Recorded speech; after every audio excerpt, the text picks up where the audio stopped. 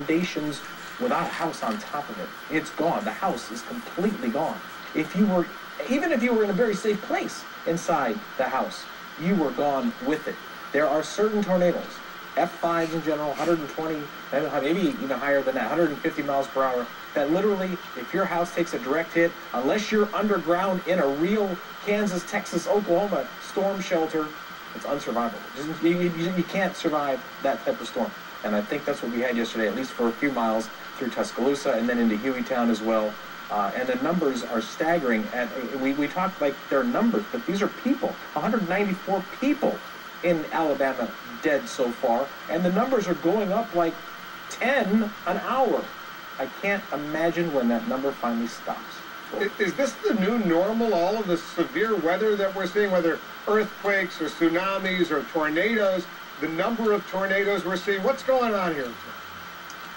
Well, it's almost like, why do we have more tornadoes every year? Because there are more spotters out there spotting them.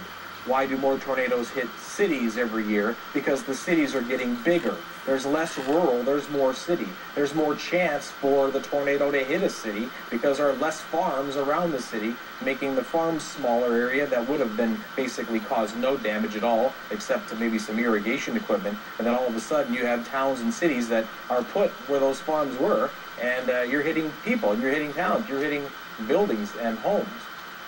No, it's not getting worse. But yes, we've had a very devastating April, and April is usually not as bad as May in any given year. May usually has twice as many tornadoes as April. Let's hope that doesn't happen. Let's hope that doesn't happen, but people should be ready for it. And I know we're going to talk later. You'll give us some advice, because if May is in fact a worse tornado month than April has been, folks all over the country have to be prepared for that. Chad, thanks very much. President Obama is trying to show tornado survivors he definitely feels their pain. We're taking a closer look at what he's saying and what he's doing about the storm devastation. And with gas prices soaring, one oil giant now reports mind-boggling earnings. But wait until you hear how much actually, you should say how little, that oil giant pays in federal income tax. A song by Paul Beckman, Paul Amble song. This song is going to be called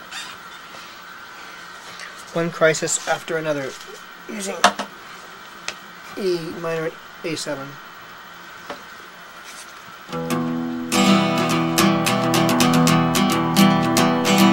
One crisis after another, when will they stop? One crisis after another, when will they stop? Well, the news looks for them and then reports them. Maybe that's why we hear about them so much. One crisis after another, yeah. One crisis after another. One crisis after another. When will they all stop? Hey, hey, hey, hey, hey. Hey, hey, hey, hey.